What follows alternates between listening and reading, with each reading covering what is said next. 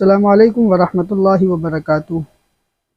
روزہ کن چیزوں سے ٹوٹ جاتا ہے؟ مفسدات روزہ کیا کیا ہیں؟ دیکھیے 17 چیزیں جمع کی ہیں، آپ اس کو سن لیجئے گا، اس کو سیو کر دیجئے گا۔ یہ مسائل آتے رہتے ہیں۔ کل کی ویڈیو کے اندر 33 چیزیں بتائی ہیں جن سے روزہ نہیں ٹوٹتا ہے، اور آج کی ویڈیو میں یہ بتا رہے ہیں کہ جس سے روزہ ٹوٹ جاتا ہے وہ 17 چیزیں ہیں۔ اس کو سیو کریں تاکہ کوئی مسئلہ درپیش ہو، سامنے آئے تو اس کو سن کے حل کیا جا سکے۔ نمبر 1، دھواں کان میں یا ناک میں داخل کرنا جان بوجھ کر۔ دھواں آپ سونگھ رہے ہیں، دھواں آپ لے رہے ہیں، یا کوئی بھپارا وغیرہ لے رہے ہیں، بھاپ وغیرہ، تو اس سے روزہ آپ کا ٹوٹ جائے گا۔ نمبر 2، روزے کی حالت میں بھپارا لینا، جو سردی وغیرہ ہو جاتی ہے، وکس وغیرہ ڈال کے جو لیا جاتا ہے تو اس سے بھی روزہ ٹوٹ جائے گا۔ دیکھیے تیسری شکل جو ہے وہ انہیلر جس کو بولتے ہیں، جو دمے کے مریض لیتے ہیں، ان کے سکون ملتا ہے، آسانی کے لیے لیتے ہیں۔ اس کے استعمال کی کیا صورت ہو سکتی ہے؟ یہ جدید مسئلہ ہے، کیونکہ انہیلر کا استعمال اس کے اندر بھی وہ ایک دوا سی نکلتی ہے، بھپارا ٹائپ کا نکلتا ہے، اور اس سے دمے کے مریض کو سکون اور راحت محسوس ہوتی ہے۔ اگر کوئی دمے کا مریض ہے تو وہ انہیلر کے استعمال کے ساتھ روزہ رکھے گا نہیں رکھے گا، اس کو تفصیل سے انشاءاللہ بتایا جائے گا۔ انہیلر کا استعمال کرنا جو دمے کے مرض میں، جو دمے کے امراض میں لیتے ہیں، سکون مل جاتا ہے۔ اس کے استعمال کی 3 شکلیں ہیں۔ نمبر 1، ایسا شخص معذور سمجھا جائے گا جو بغیر انہیلر کے رہ ہی نہیں سکتا ہو، وہ معذور مطلق سمجھا جائے گا، اور اس کو صحت یاب ہونے کے بعد قضا یا فدیہ دینے کا حکم ہوگا۔ کوئی ایسا دمے کا مریض ہے جو بغیر انہیلر کے رہ نہیں سکتا ہے، تو مفتیان اکرام کی پہلی رائے یہ ہے کہ ایسا انسان معذور کے حکم میں ہے، وہ معذور ہے اور وہ روزہ نہیں رکھے گا، اور صحت یاب ہو جائے گا۔ جب اس کو اللہ تبارک و تعالی شفا عطا فرما دیں گے تو وہ قضا رکھے گا یا فدیہ دے دے گا۔ دوسری شکل جو ہے، ایسا شخص جو انہیلر کے استعمال کے ساتھ روزہ، انہیلر کے استعمال کے بغیر رہ نہیں سکتا، تو اس کے لیے دوسری گنجائش یہ ہے کہ ایسا شخص انہیلر کے استعمال کے ساتھ روزہ رکھے اور اس کا روزہ درست ہو جائے گا اور بعد میں قضا بھی نہیں ہوگی۔ یہ جو تیسری شکل ہے، 2 شکلیں سن لی آپ نے، تیسری شکل زیادہ بہتر ہے اور احتیاط کے زیادہ قریب ہے، اس پہ عمل کرنا چاہیے۔ ایسے شخص کو انہیلر کے استعمال کے ساتھ روزہ رکھنے کا حکم دیا جائے گا، لیکن صحت یاب ہونے کے بعد احتیاطاً قضا کا حکم ہوگا کہ اب تم ٹھیک ہو گئے تو ان کی قضا رکھ لو، اور اگر مرنے تک اس کی اسی مرض کے اندر موت ہو گئی، دمہ اس کا ٹھیک نہیں ہو پایا اور وہ چل بسا اور صحت مند نہ ہو سکے تو فدیہ ادا کرے۔ یہ تیسری رائے زیادہ بہتر ہے۔ کیا؟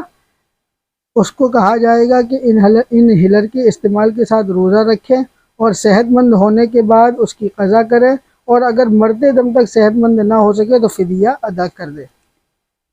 روزے کی حالت میں جان بوجھ کر قے کرنا۔ نمبر 4، روزہ تھا اور آپ نے جان بوجھ کر حلق میں ہاتھ ڈال کر اس کو الٹی کر دی، تو اس سے آپ کا روزہ ٹوٹ جائے گا۔ نمبر 5، نکسیر، جو گرمیوں کے موسم میں یا کچھ مریض ہوتے ہیں جن کی نکسیر پھوٹتی ہے، تو ان کا کیا حکم ہے؟ نکسیر کا خون اندر چلا گیا، روزے دار کی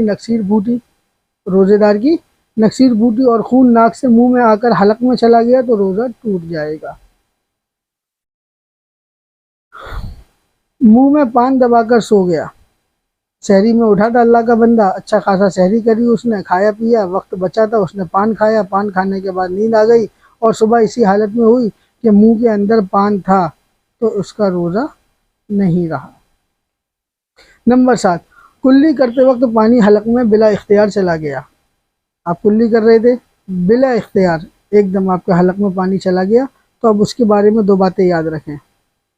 اگر اس کو روزہ یاد تھا تو روزہ ٹوٹ گیا، اب قضا ہے، کفارہ نہیں ہے، اور اگر روزہ یاد نہیں تھا اور اسی حالت میں پانی منہ میں لے لیا تو روزہ نہیں ٹوٹا۔